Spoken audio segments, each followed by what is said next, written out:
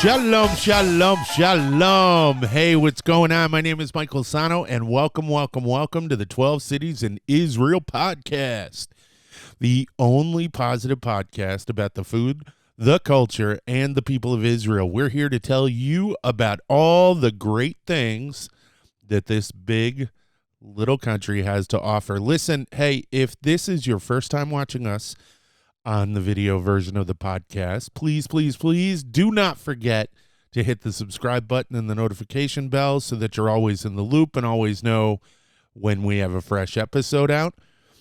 If you'd like to take us with you on your way to work or to the gym, you can find the audio version of this podcast on SoundCloud, iTunes, Google Play, Stitcher, TuneIn, and Spotify.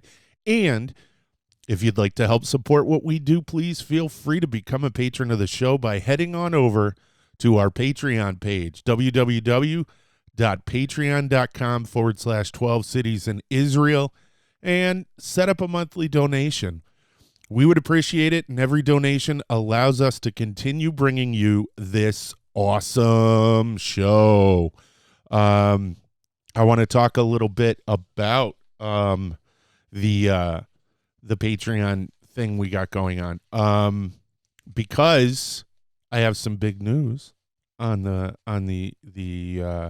patron front. We are in, but before we get to that, welcome to episode 26. We got a fun episode. We're going to give you some updates in this episode. We're also going to talk a little bit about, in the second half, we're going to talk about Ulpan. Ulpan is the intensive Hebrew program that is available at a lot of institutions in Israel. But before we do that, let's get into our shout outs to our sponsors. Our first one is from Neviot Plus. Neviot Plus flavored water. Nature at its best taste. Neviot Plus delivers you with a true combination of health and pleasure. Based on Neviot natural mineral water, one of its kind in Israel, it's enhanced with 5 B group vitamins. It's naturally sweetened. It is low in calories, only 35 to 40 calories per 8 fluid ounces. There are no preservatives, no color additives, and it's available in delicious, indulging flavors like apple, peach, and grape, which we have here today. If you're in Israel, you should be drinking Neviot. For more information, check out their website at www.neviotglobal.com/en/home. That's www.neviotglobal.com/en/home. If you'd like to pick up this water, and I know that you would, head on over to our next sponsor, Makolet Online. Makolet Online's main goal is to make Israeli groceries and Judaic products affordable and available to everyone in the USA and Canada. Their online store carries items that are unavailable in most places in North America. Things like tahini, Israeli chocolates, frozen borekas, and the Neviot water that we are drinking here today. At Makolet Online, you will find your favorite Israeli goods or simply enjoy brand new flavors. All of their products are kosher, and most are manufactured in Israel. If you want the taste of Israel delivered to your home, visit www.makoletonline.com and order today. And also, for an added bonus, if you use the coupon code 12 cities in Israel, all one word, no spaces, you will receive 15% off of your entire order. So again, visit www.makoletonline.com. That's www.makoletonline.com and order today. We love those guys. We love Neviot. We love Makolet Online. We love all our sponsors. We actually do on, what do we do it on? We do it on Instagram and on Twitter, which gets filtered. I think our Instagram gets spread onto our Facebook feed. Every Wednesday we do what's called a Wednesday shout out to our sponsors.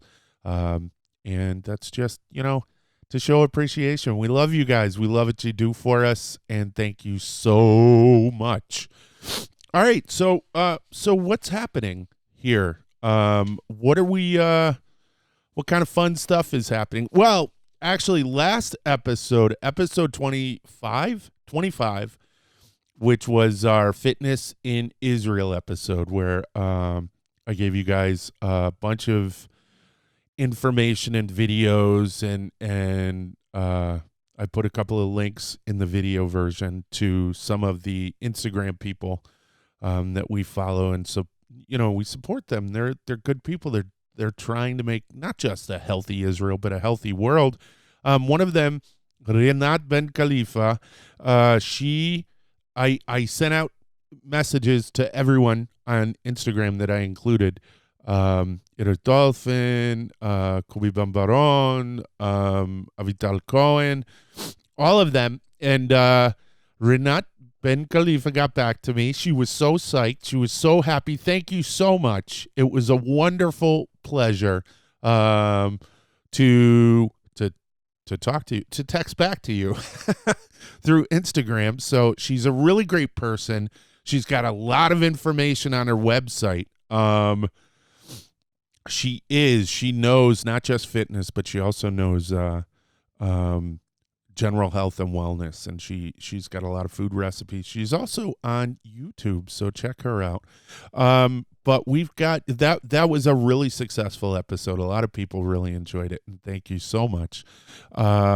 Peter, one of the people who routinely responds and comments, had some really good questions that I'm going to have to address later about what were they about? They were about bodybuilding, which is a big deal in Israel, and he also had a number of questions about martial arts. Well, what's interesting about that is I spoke about Krav Maga and how the Wingate Institute is you could say the parent organization of the movement, but judo is also super duper duper popular in Israel. Israel routinely wins gold medals on the world stage in men's and women's judo. Women's judo, you better watch what you say to an Israeli woman, because wow. Some of these female judo athletes are just tremendous. If you watch the videos of them, and you watch at their just their technique and their takedowns, are really, really fabulous, amazing athletes. And I encourage everyone to go and check them out. Now, Peter also did something else, and it is one of the things that I wanted to specifically bring up. Peter has a unique distinction in the 12 cities in Israel community. Peter is my first patron through Patreon. Now, I've received money from a couple of different people in the form of checks, specifically two other people. And also through PayPal, I've received, a couple of $100 here and there, which has been incredibly helpful. But a long-term commitment is the dedication that goes into that, and committing to that, and committing to what we're trying to do here. Peter, I cannot thank you enough. I don't know words. I mean, it's funny because podcasting is words. It is communication, the human voice, but my human voice, my words are inadequate to convey the appreciation and thanks from my family to yours. Wow. Holy cow.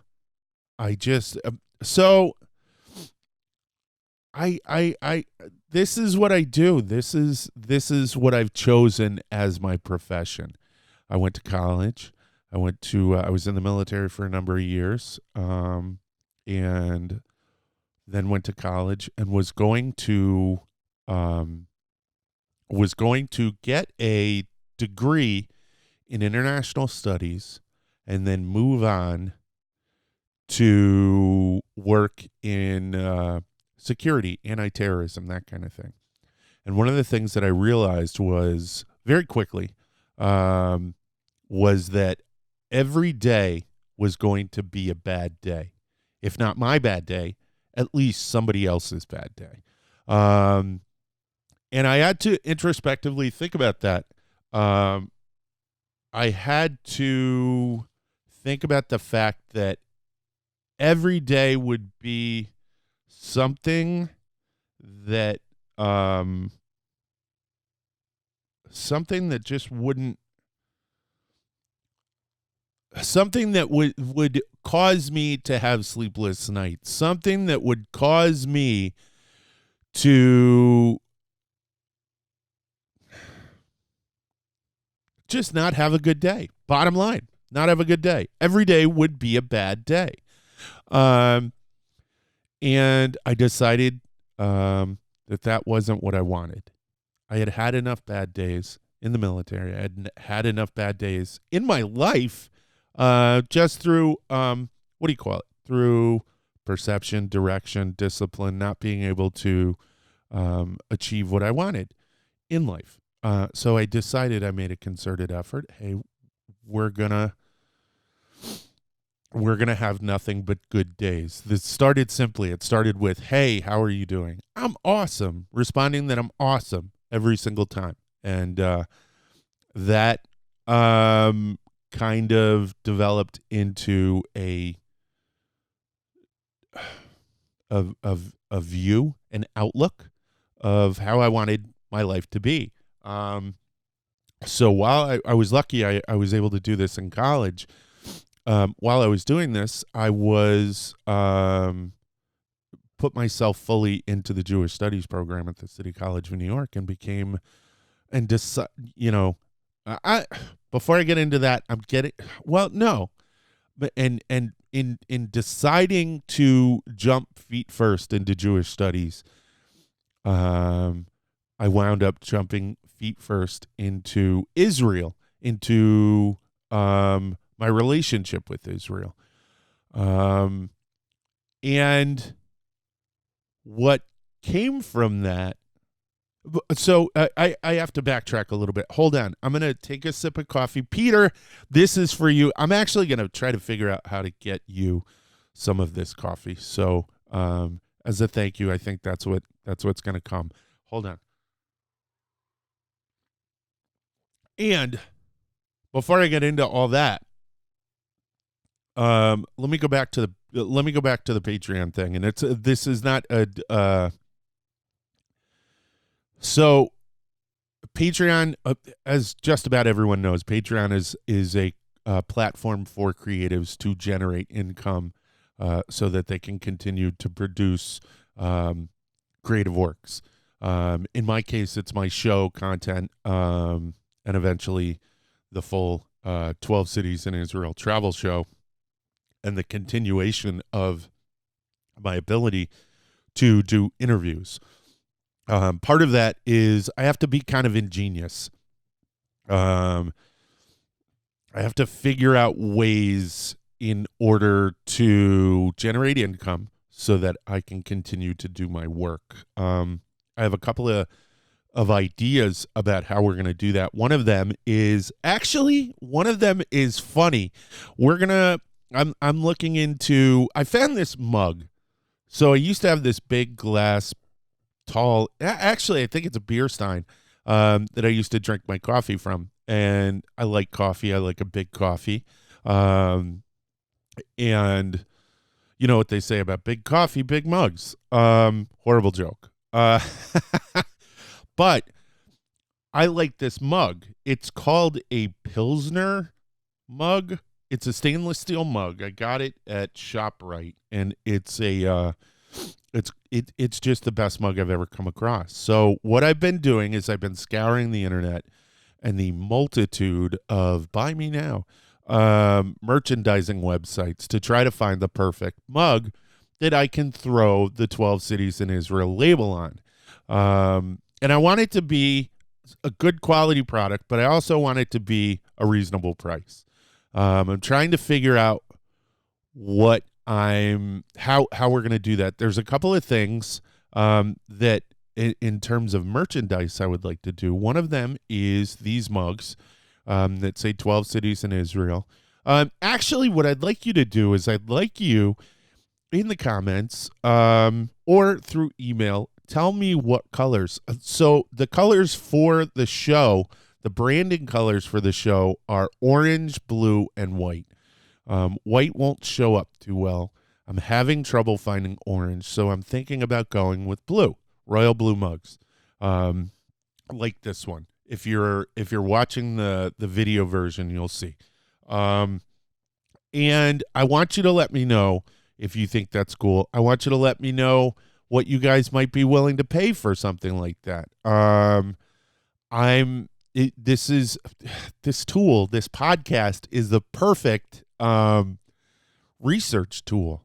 It's actually really kind of neat when you think about it, when you think about what I'm doing and when you think about how I'm doing it and how in this day and age, I'm able to, I hate the term grassroots, but from the ground up, build what I'm trying to do, this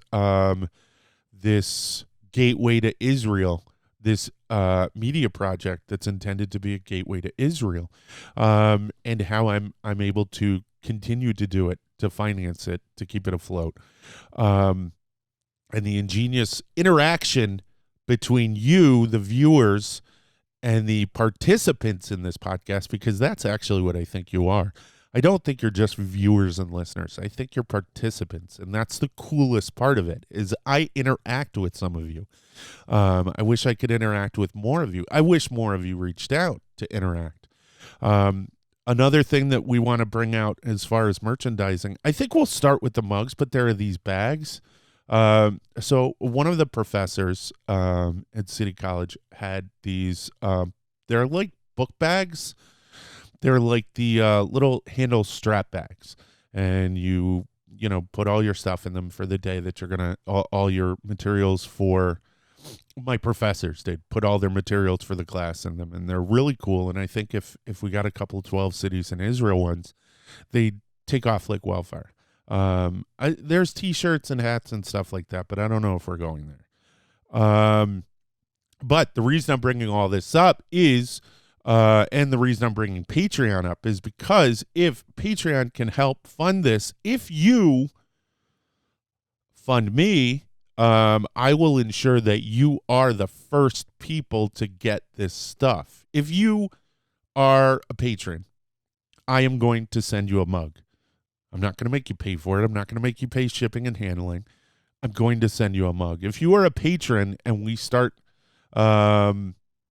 making these bags, as it stands now, I am going to send you, well, I don't know if I'm going to, well, yeah, I'm going to send you a bag, okay, as a thank you. It's the least I could do.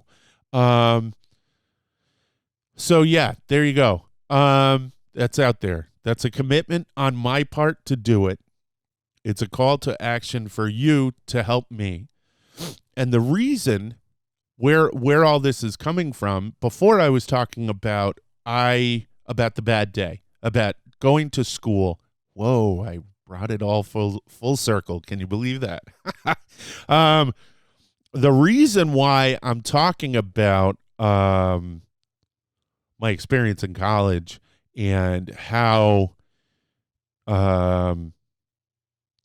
breaking with international studies and diving headfirst into Jewish studies was so important is because I had decided that I wanted Israel to be a part of my life. I wanted, and I initially, the dream is Aliyah. I want to make Aliyah, which is to emigrate to Israel. to be a new olim, a new immigrant to Israel. And yes, I have that dream. I want that. I want that more than anything. And there's nothing stopping me from doing it physically. I could say, well, I have family.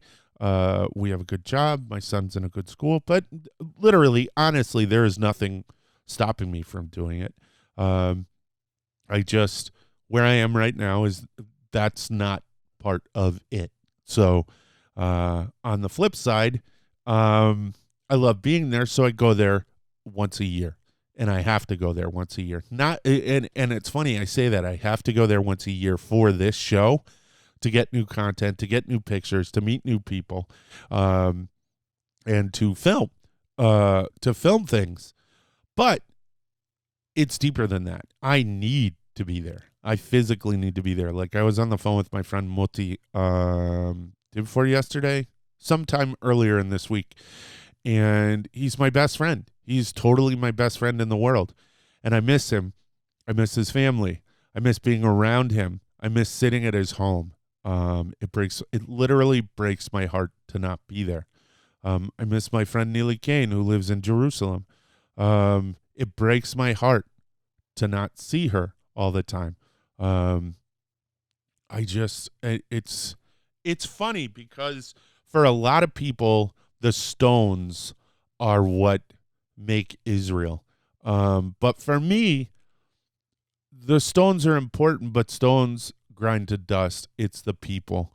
The people, being in that culture, being around all of those welcoming arms is just phenomenal. And I found out very early that I wanted to be a part of that while I was in college. And the more I interacted with it, the less I wanted to be a part of the negative. What do I mean by that? What I mean by that is those bad days. Worrying about what the other guy was going to do consistently is a difficult existence. And being someone who was, with a military background, who was going to get a degree in international studies and work in anti-terrorism and all of that, it's a harsh life. It's a lonely life. It's a life that has the potential to be devoid of happiness. And the more, ironically, the more I was around Israel, not just physically, but in my brain, the less I wanted to do with that. And I say ironically because when you go to Israel, you see the army everywhere. You see security everywhere. You see metal detectors when you go into malls and movie theaters, which is not something you see in the United States. So you're constantly reminded of this bad day, but there is so much to the Israeli, so much resilience to the Israeli psyche, so much positivity. A lot of people, I hear people, Israelis complain and they're so rough and and okay, but I don't see that. Maybe it's because I choose not to see that in general in my life. You can bring me to the most gruff person in the world, and I'll call him an a-hole, but we'll still sit and share a burger. You know what I mean? So I think what's wonderful is my journey changed my outlook on life. And I don't know. I just, I realized that I didn't want to, I realized I didn't want to have bad days anymore. And that the track that I was on was going to give me a multitude of bad days. 2, I realized I didn't want to work in an office. I didn't want to be confined to reports. Yeah, there's a lot. Oh my gosh. So in order to do this, I had to start my own business. Magnastor Media Group. That sounds so intense, doesn't it? The little card shows up at the end of the video version. But it's my company. It's what I do all this through. And there's a lot of cubicle work that goes into running your own company. But I don't work in a cubicle. I work in the creative arts, producing what I believe is excellent content, and I get to do that for a living. So, wow, it's so cool. And because of people like Peter, you rock star, and all those who will come soon, I'm able to do this. I'm blown away by it. All right. I have to do a couple of shout outs. We're at the break. And then, as soon as I'm done with that, I'm going to talk to you about the biggest thing that, brought me over and solidified my decision to do what I'm doing. So hold on just one sec. I'm going to take a sip of coffee. All right. So our first shout out goes to iConnect. iConnect, engagement with Israel that earns you rewards. iConnect is a website dedicated to teaching you more about Israel. It's also a social gaming platform where you can play, earn points, and receive cool prizes all for free. While you are there, you will connect with Israel by engaging with all of iConnect's numerous articles, games, quizzes, polls, and much more. Now, why should you play? Because iConnect's unique platform introduces you to Israel in a fun, exciting, and most importantly, rewarding way, all while working towards giving you a once-in-a-lifetime experience. So head on over to www.iconnect.co.il. That's www.iconnect.co.il and start playing now. Our next one is from IsraelPhones. IsraelPhones is the leading provider of communication devices for people traveling to Israel. IsraelPhones offers SIM cards, mobile phone rentals, and MiFi devices, which are mobile Wi-Fi hotspots, and serves the connectivity needs of tour groups, synagogues, schools, community mission study programs, and individuals visiting their family and friends, supplying you with all of the mobile phone equipment that you'll need on your next trip to Israel. Right now, because of watching this show, IsraelPhones will give you a free SIM card, which is a $15 value if you spend $30 or more on their site. All you have to do to get this deal is to use the coupon code 12 Cities in Israel. That's the number 12 Cities in Israel. All one word, no spaces, when checking out on your next order. For more information on what IsraelPhones can do for you and to get this great deal, please visit www.israelphones.com.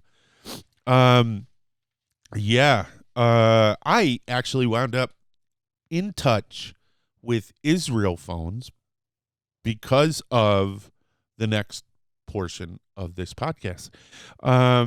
So what now? One of the big catalysts to moving me over was my trip to Israel, my first trip to Israel, which I took, I think, in my first year, my first summer break at City College of New York. And I went for Ulpan. Part of the Jewish Studies program at the City College of New York involves a language requirement where you have to take modern Hebrew. I fell in love with the language. Fell in love with it. Use it. I actually use it every day, in some form or another. And one of the one of the things, actually, and this is some interesting new news. I now, in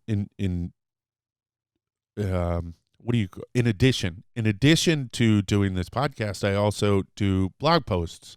I have just started as a blogger for the Times of Israel, which is a newspaper in Israel, and I am honored and humbled that they would have me. So, and for my first article, I wrote about Hebrew being the gateway to appreciating the culture and people and even the food of Israel. And I was blessed, absolutely blessed, with the opportunity to go to Israel, to Ben Gurion University. I know I always talk about Sheva, and this is why. I didn't even want to go there. Did not want to go there at all. So Ulpan is intensive Hebrew training. So I'll give you a quick 2-minute background. So in the beginning, they were trying to figure out what are we going to speak as a new country. So there were arguments, big time arguments. You can read about this in the histories of the pre-state Israel and the state when it finally formed in 1948. And people suggested German because there were because it was seen as the intellectual language. This was prior to World War II. And it was seen as the intellectual language of Europe.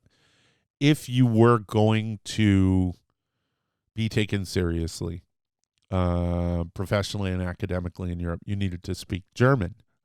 Berlin was this place. Theodor Herzl, he was in Berlin for a little while, and it was actually, I don't think he really liked it too much, but it was the seat of academic stature. All right, so that was on the table. Yiddish, which there were issues about Yiddish being the native language. I am not exactly sure why. Something's niggling in the back of my head that's telling me that it was due to its that it wasn't as prevalent outside of the not smaller, but outside of the religious community, that it wasn't prominent. There was Hebrew, what was a new modern Hebrew that was being developed and written in by the academics of Eastern Europe, was where they were developing it. And there were a lot of people who didn't want it. They said Hebrew as the language of Israel is heretical. This is a holy language. You can't do this. But eventually it won out. And it won out, I think, because of what are the Maskalim, who wrote in, who are now writing. This is late 1800s, early 1900s. They were writing their treatises. They were writing novels, plays, poems, all these things in Hebrew. And it was emerging as this language of the new Jew at the turn of the 20th century, into the 20th century. So I'm sorry. I'm trying to. I know I'm. There are a lot of ums, uhs, and that's because I'm trying to pull the wealth, the dearth of my of my Jewish studies education into this podcast and knocking the rust off. So finally, they decided Hebrew was going to be what it was. There was a major problem, though. We had, in Israel at the time, a number of people who didn't speak Hebrew. They spoke German, they spoke Yiddish, they spoke English, they spoke all these other languages. And as soon as the state was developed, they put up all these signs, road signs everywhere, and nobody could read them. All the documents, the government documents, forms, everything, articles, publications were in Hebrew. Nobody could read them. Few could read.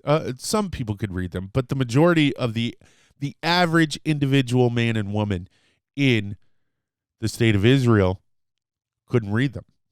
So what did they do? They established these Ulpan learning centers, and they were just basically crash courses, and there was an understanding. This is really kind of slick too, and it's indicative of the era. So in a lot of homes, and even when I was growing up, I grew up in New Britain, Connecticut, which is a large Polish community, and there were a lot of people who did not speak English at home. Still, at that time, Polish was spoken at home, but their kids spoke English outside. This is what the concept was. Okay, we won't be able to speak Hebrew, our generation, but our children will be taught by those who are fluent in the language, and our next generation will speak Hebrew, and all following generations. And I think that's really interesting, a little scary, that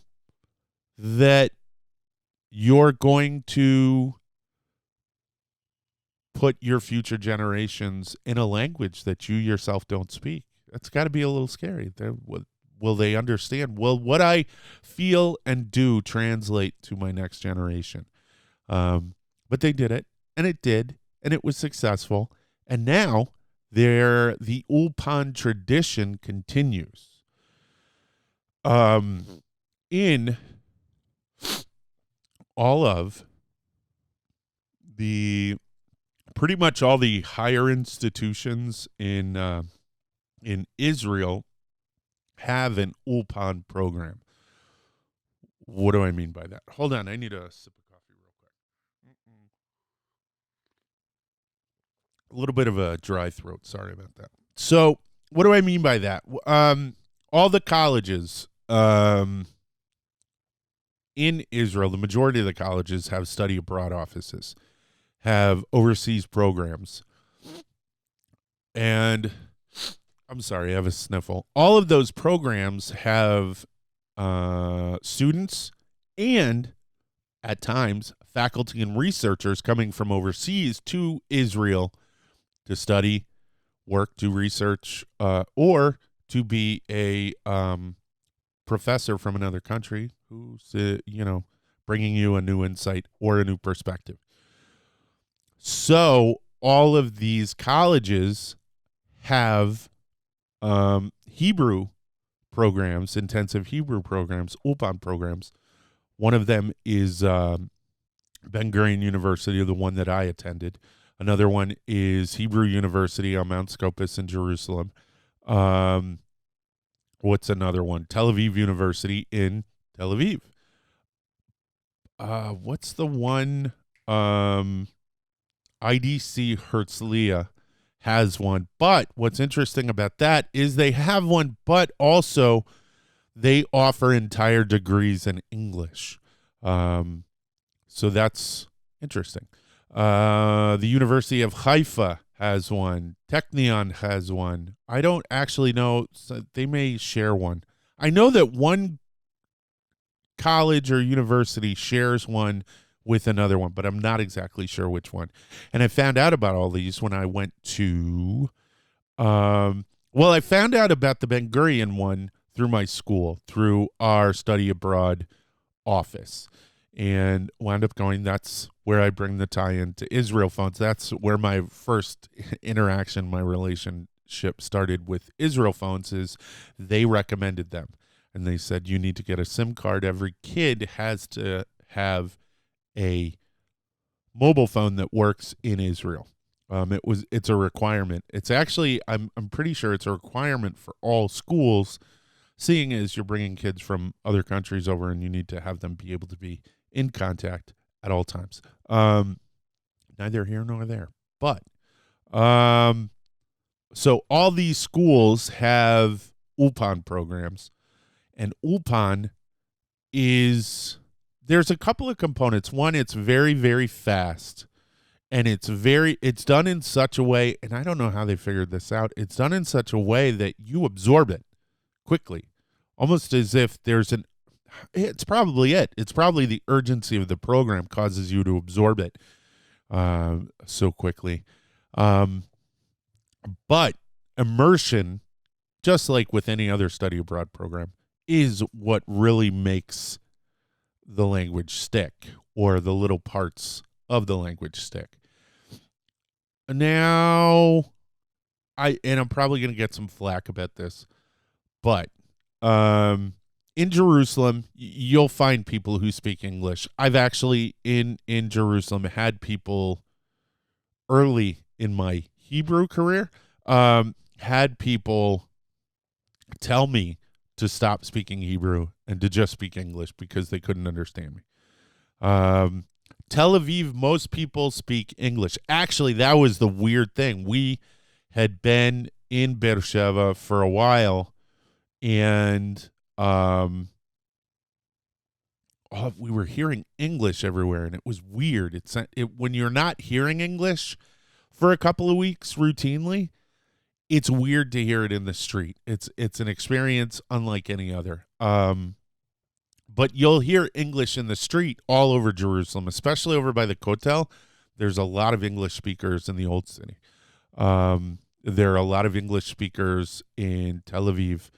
And Haifa is an international city. It's a very cosmopolitan international city, so you will hear a lot of English. Very, very crisp, clear English. But let's go back to Beersheba, where I was. So the cool thing about Beersheba is it's an incredibly diverse city.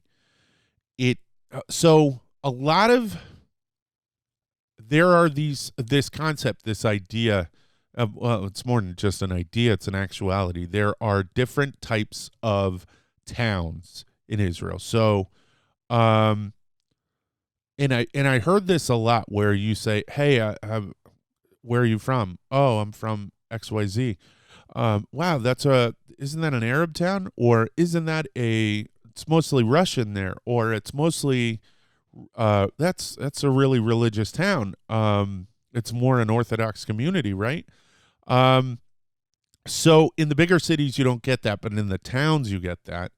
And the cities tend to, on the most part, reflect the majority of the groups that are there. So Jerusalem, you're going to find a lot of religious Jews. In Tel Aviv, you're going to find a lot of you will find religious Jews in Tel Aviv, but you will find a lot of people who aren't outwardly religious as much.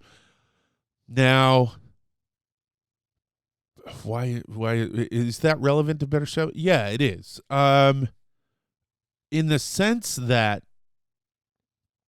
what I'm not just talking about the divide between religious and secular. I'm talking about the divide between the different communities, not just the religious communities, but the different ethnic communities that exist within Judaism, that exist within the state. And in Beersheba, you have this amazing diversity. You have Arabs, you have Jews, but inside the Jews, you have Beta Israel, Ethiopian Jews. You have a lot of Moroccan Jews. You have Russians. You have all different kinds of Ashkenazi. You have religious. You have secular. You have all these different groups all in this one city. Yes, some live in certain neighborhoods, but for the most part, everyone generally lives together. And I didn't find that, maybe I wasn't looking in the right place. I didn't find that much. The amount of inclusion that I found in Beersheba, I didn't find throughout the country, which I thought was really, it could almost be a model. Excuse me. It could almost be a model.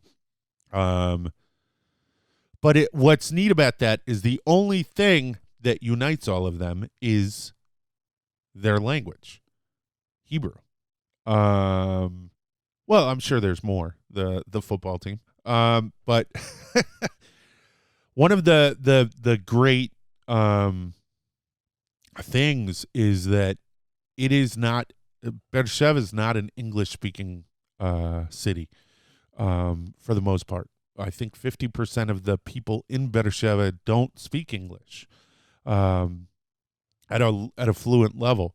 So my whole point for bringing all that up is that by being in Beersheba, you're forced to use Hebrew. You're forced to interact with the community. If you want to get toilet paper, you need to know how to ask in Hebrew because they'll look at you like you're from Mars. But yeah, I thought that was really fascinating. I thought that was so neat. And you in turn got this little history lesson or sociographic lesson on the makeup of communities in Israel. And it's not to say, and this is very important. That's not to say Israel is segregated. That's not to say that it's just that in such a new country where people are moving to different areas, like moves to like, and communities develop. I'm actually interested if anyone out there can give me more information on how the diverse groups are segmented throughout Israel. If there are other examples like there are in Beersheba, because I'd really like to see it. That would be cool. But the cool thing, the thing that I'm talking about right now is how the Hebrew language is this big uniting factor. There's a lot of, there's a lot of smack being talked about and I'm not going to get into, I'm not going to get into the discussion as to whether or not Hebrew should be the only language that's used inside Israel. Because coming from America and understanding that there is a dominant language and that business should be done. And what I mean by business, I mean the state's business, so that everyone has an understanding and everyone is on the same footing. That there should be a primary language, absolutely. And that doesn't discount all of the other languages that are spoken in the United States. The same goes for Israel. So anyone who wants to come and just most people are looking for a fight, looking for an argument. I'm here to tell you I'm not interested in engaging in that argument. All I want to tell you is that Hebrew is a window into understanding the social fabric that is Israel. And it's so funny because I mentioned toilet paper. Going to the grocery store is an exercise in understanding how Israel is, how Israel operates, and how the people are. Think about it in your own community. Think about it in your grocery store and what's important there and how you're treated. And I mention how you're treated because what do we talk about? The customer's always right. That's not always the case in shopping in Israel. A lot of times the customer is just on the other end of you get what you get. But yeah, in order to understand these dynamics, learning Hebrew is something that I suggest people do. If you're interested in Israel, if you're interested in the people of Israel, if you're interested in the culture that exists there, if you're interested in the food, if you want to be able to get things that you wouldn't normally be able to get or answer questions, I strongly suggest strongly suggest enrolling in an Ulpan. There are Ulpans in the United States. I think there are Ulpans in Europe too. But there's nothing like going on an Ulpan program in Israel. I will put up in the description on the video version all the Ulpan programs for all the universities, and I'll even try to find Ulpan programs for for non-students, because there's a number of programs. It's just, I mean, my journey started with Hebrew. I'm able to, all right, so you'll notice I go on rants, not rants, but I go on these little fishing expedition. What do you call them when you go? Well, basically I get off point a lot. I get off point. But the reason that I'm able to get off point on Israel is because I've learned the language. I have a somewhat understanding of Israeli society and culture, and I'm able to comment because of that. But if you learn Hebrew, then you'll be able to also. You'll be able to get a better understanding. You'll watch something that's in Hebrew and read the titles underneath and be able to tell your Hebrew teacher, hey, they didn't say that. Yeah, I know. It's not a good translation. But you'll be a part of it. If you want to be a part of Israel, learn Hebrew. All right. And that's where I'm going to wrap it up. That was a meander. Holy cow. All right. So coming up in February, I am taking the show on the road. We're going to Tel Aviv. We're going to the C Executive Suites to do interviews with a number of fabulous people. Emmanuel Kadosh from ILTV. She's a host. Two of my fellow bloggers from the Times of Israel, Shoshana Keats-Jaskal and Sarah Tuttle Singer. Doron Almog from Ale, the Special Needs Organization. Rivka Karmi, the former president of Ben Gurion University. Yishai Fleischer, he is the spokesperson for the Jewish community in Hebron. Corey Gil Schuster will be on. He is the host of the YouTube channel Ask a Palestinian, Ask an Israeli. He's coming on. Daniel Seaman, he is the former spokesperson for the Prime Minister's office from Netanyahu's first administration.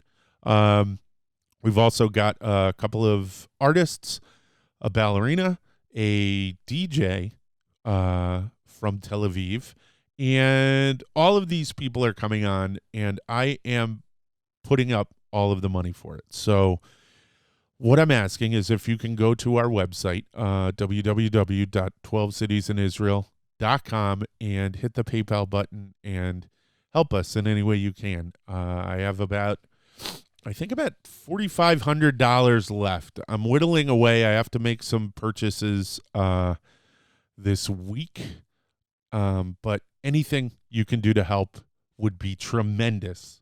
I really need it. And as I stated about the Patreon, if you do help, I will make sure you get some merchandise when we have merchandise come in. So please, if you want to be a part of this and help us bring these amazing interviews to you, then head on over to our website, hit the PayPal button, and help us out. All right. Thank you so much for joining us for the 12 Cities in Israel podcast. Don't forget to subscribe to our feed and become a part of the 12 Cities in Israel community. You can find this podcast on SoundCloud, iTunes, Google Play, Stitcher, TuneIn, and Spotify. And we'll be bringing you a brand new podcast every week, so keep your eyes out for that. Also, as I stated in the beginning, to help support this podcast, you can visit our Patreon page and become a regular donor. You can find that page at www.patreon.com/12 cities in Israel, the number 12 cities in Israel. Also, please visit our YouTube channel where you can see a video version of this podcast, plus other videos that we have produced, including our full-length travel episode on, hey, you guessed it, the city of Beersheba in southern Israel. While you're there, please don't forget to hit the subscribe button and the notification bell. You can also check out our website, www.12citiesinisrael.com. You can find us on our Facebook page. You can find us on Instagram, where every day I'm putting out a brand new picture from our trips to Israel, and also on Twitter, where every day I'm giving a shout out to someone about something. So there. All right. That's it. Toda rova. להתראות. ויאללה ביי.